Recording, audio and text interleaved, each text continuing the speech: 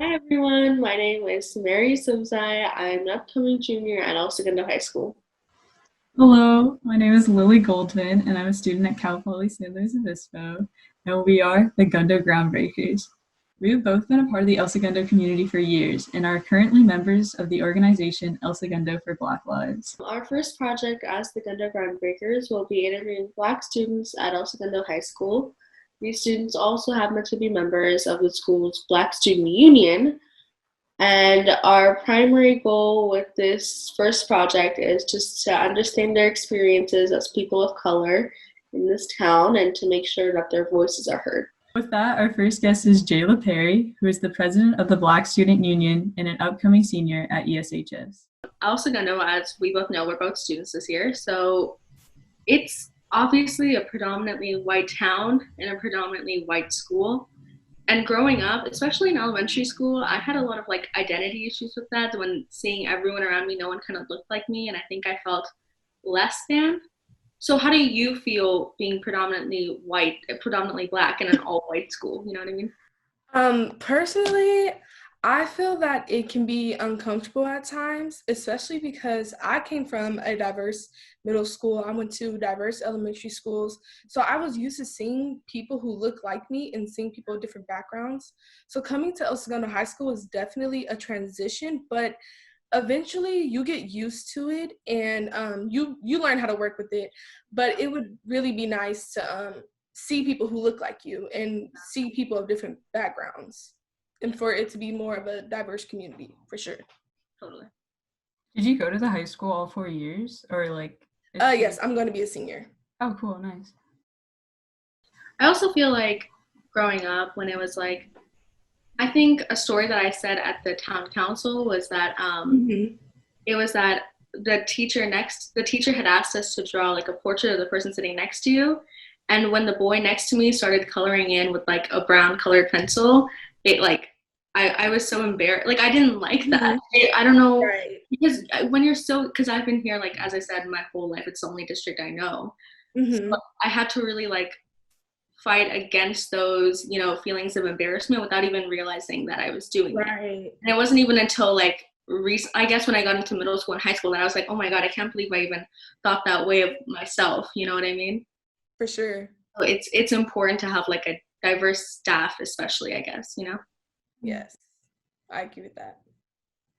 Yeah, and just going off of this idea that there's like so little representation when you're at the school, has this like affected your confidence at all and like how you feel going to classes every day? Personally, like I I feel like when I was younger, kind of like what Samara was saying earlier, having a lack of representation in the curriculum, I feel like definitely affected my confidence before because all you learn about is white men, and a Mhm. lot of what they're credited for was actually the work of Black people and people of color, and they don't get that credit or that acknowledgement. So that definitely messed with me when I was younger, but my parents mostly taught me about a lot of Black history, so that's why now I have confidence and it doesn't affect me now. But for sure, like I was saying earlier, more representation would be great, I feel like, for the school community to Yeah. make people feel comfortable Yeah. and culturally aware too. I saw this thing online that was just, I think it was a tweet, and they were just saying that um, everyone knows about Hitler and all the Right. horrific things that he did, but no one remembers King Leopold II and all the horrific things he did in Congo. And we Mhm. just learned about this, like, because I'm in AP World like right now, and we just learned about this. So obviously it's fresh in my head. But when I ask people about it, like they don't remember because my sister's 10 years older than me. So when I ask her, she like doesn't remember. Right. Both atrocities are equal in, because they're so horrific, and it's important to remember both. But it's so interesting that we forget one and just remember the other Mhm. because of the way the Mhm. other is taught. You know what I mean? Right. It's the same thing with I feel like slavery as well, that it should be taught in the same light that the Holocaust is taught in, because everyone knows the Holocaust now. Everyone has the same sentiment about it. They know that it was horrible, that it shouldn't have ever happened. And I feel like the same energy should be put in for slavery, because I feel like people don't understand how horrific Yeah.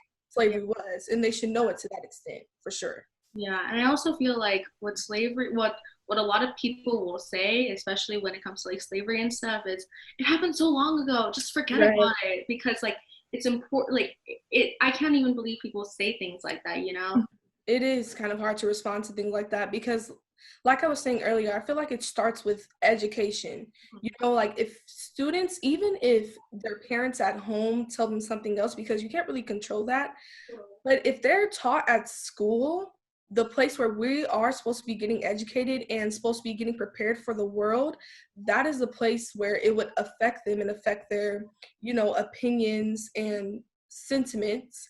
And it would make them, well, not make them better, but it Right. would allow them to see it in the light that it should be seen Yeah. in.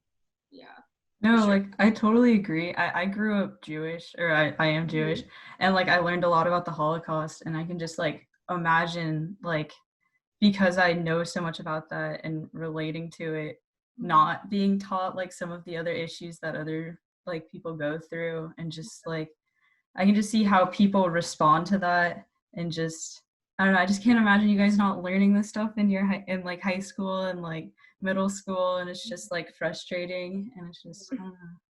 It's just people would respond differently if they knew For sure. more, you know. Totally, totally. And adding on to the question I asked earlier, the first one was, how do you feel being Black in a predominantly white town?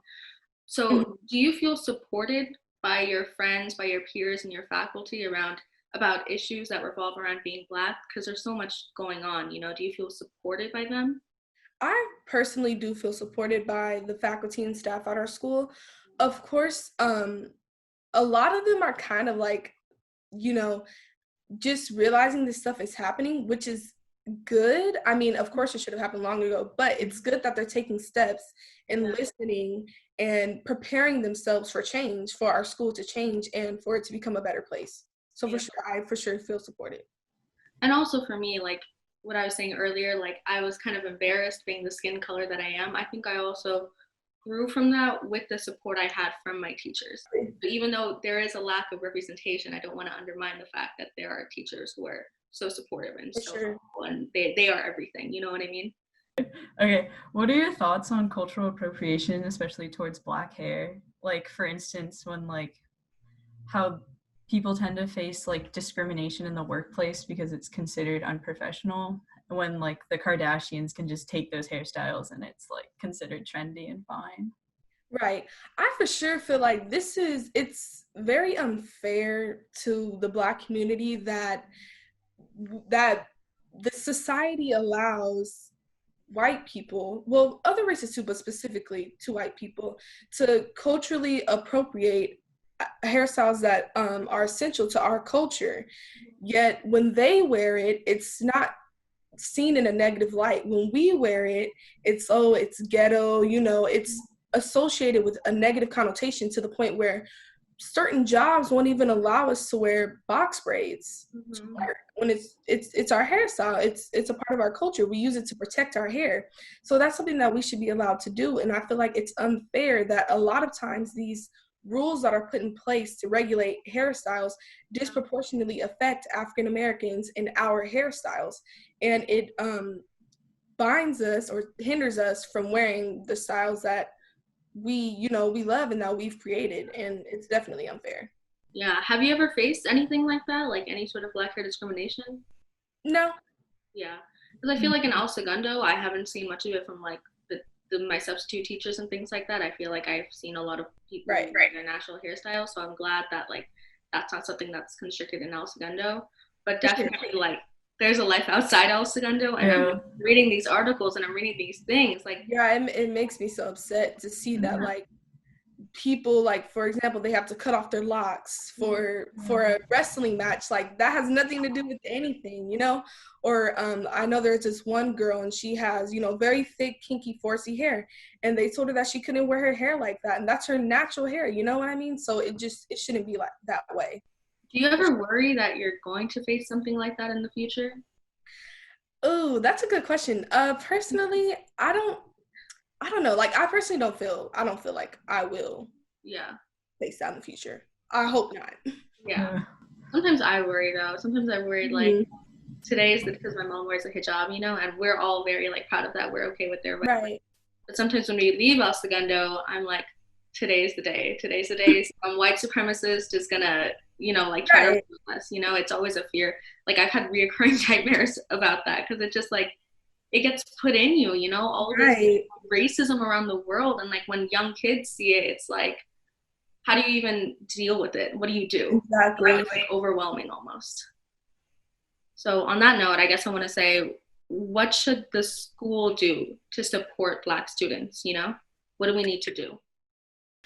Personally, I feel like the faculty and staff should just continue to listen to us and just to listen to our thoughts, emotions, and feelings, take it in and try to understand us to make change, And I just feel like, for example, they should just add more staff, diverse staff, try to I'm sorry, try to make try to add more students of color to our school, because I'm sure there's plenty of students of color who apply to our school. I'm sure they don't use race as a factor, but that would be great to just add more diversity in our students and our staff. Yeah. I feel like that would make a difference. Yeah. And I guess that's all the questions we have, right? Yeah. Thank you so much. Thank you so Oh, much. no problem. This really means a lot to us. Thank you. Oh, for sure. Bye, Jalah. Bye. Thank you for watching our first episode of Gundo Groundbreakers. Look forward to the next one. Thank you. Okay.